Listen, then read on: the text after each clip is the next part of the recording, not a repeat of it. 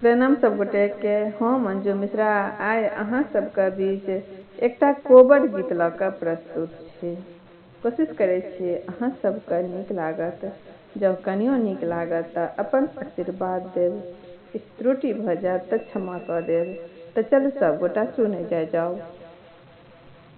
एते दिन बाजै कोयली भोर भिन सरबा आई किया बाजै आधी राति हे कोयली शब्द सुनी पिया मोरा जागल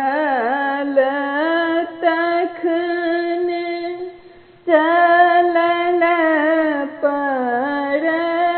परदेस हे घर सँ बाहर भेली कनिया हे सुहाबे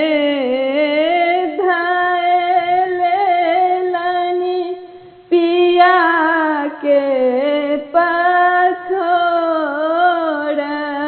हे अपने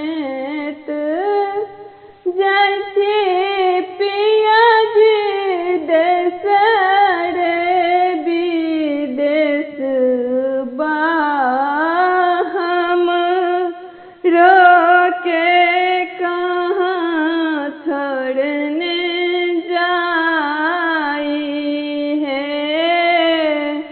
नहिरा में छथि धनी माई बाप भैया ससुरा में लक्ष्मण दियार है अपना लेल छथिन प्रभु माई बाप भैया अपने लेल लक्ष्मण दियार हे आहीं तऽ छियै पिया सिर के सिंदूरा